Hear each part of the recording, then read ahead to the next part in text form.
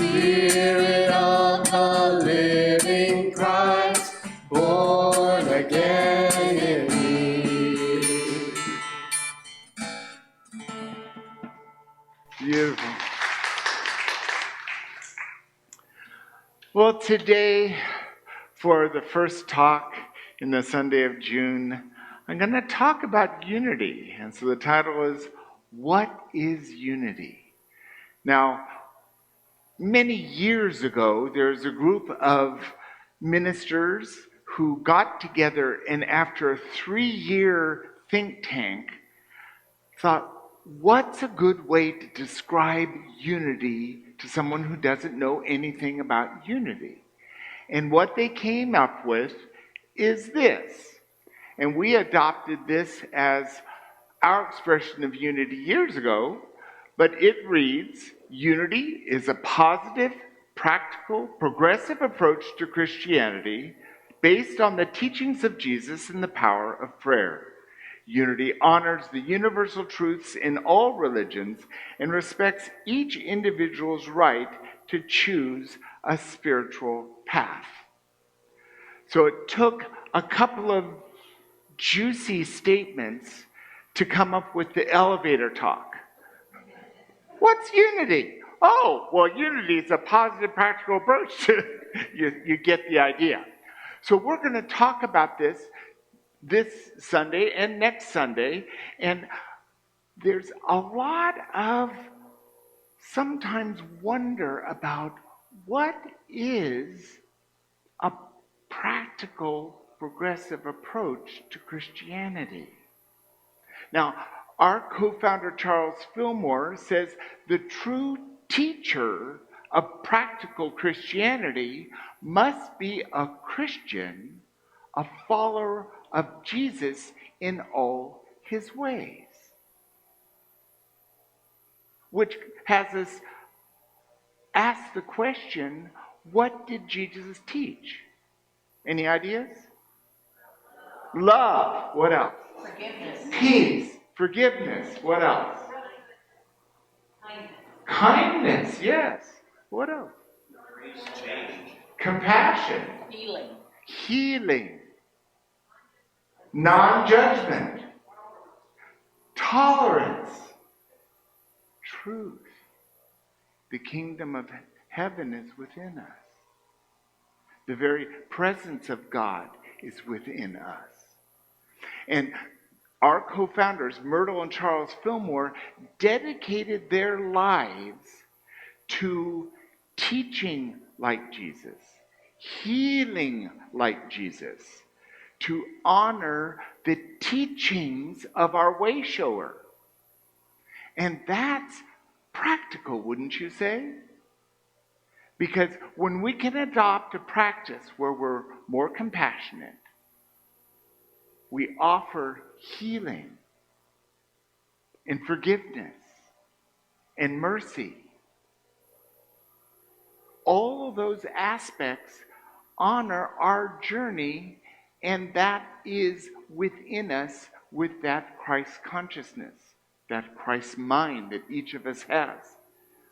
And no one's without that.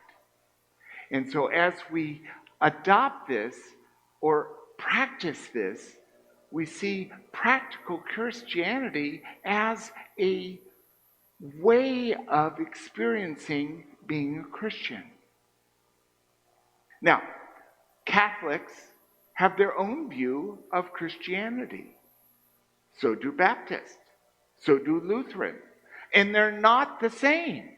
We all have our own view, and in unity, our best way of describing it is we ascribe to a practical Christianity, one that we can live those truths in our lives as the great teachings of our way shower, Jesus. Reverend Charles Roth, a Unity minister who wrote some wonderful books, has this perspective. When we approach Christianity as a practical teaching, instead of as a religious organization or institution, we find that we are continually learning more about ourselves, about life and about God. I find that this is my experience every day.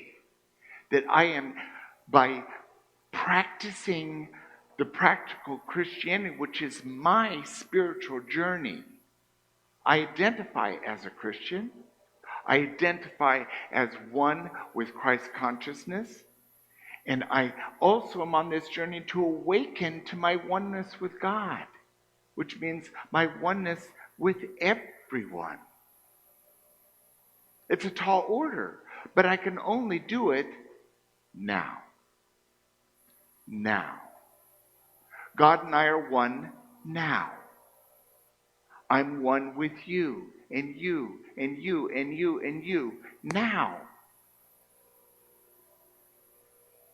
And that gives me plenty to do. I'm never bored because I've got a lot to learn. I don't know about you, but I forget that I'm one with God.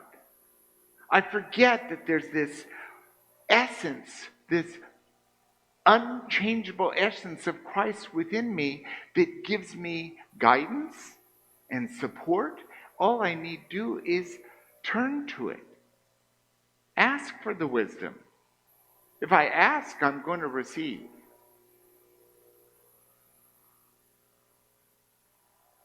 And returning back to co-founder Charles Fillmore, he says, if we are not spiritually alive, if we have not the Christ mind, we are not alive at all. That is the teaching of Christianity. So this spiritual aliveness, what he's calling here the Christ mind, that Christ principle that's within each of us, if we don't have those elements, we're not even alive. Now, that Christ mind within us and our spiritual nature is eternal because that's one with God. God doesn't die. And that's that presence. So we need to accept the truth that we have a spiritual life. And that spiritual life is informing, enriching, and supporting our physical life. You know the difference? The difference between me, myself, and what I do and what I identify as Gary, or what you identify as. The choices we make, pull some weeds, pay the taxes, don't pay the taxes. Whatever choices we make, we get those experiences, right? Well, it is our spiritual nature that gives us the information to live life in a passionate way, modeling the very teachings of Jesus. Compassion, forgiveness for myself, forgiving you, peace, love. It is within us. It's our nature. And if I'm not identifying with that nature, but I'm identifying with power outside of myself, I'm headed towards a really juicy lesson. Because I forget. And then I come back and remember, I don't need to go and fool around out there outside of me. I got plenty to do right here at home.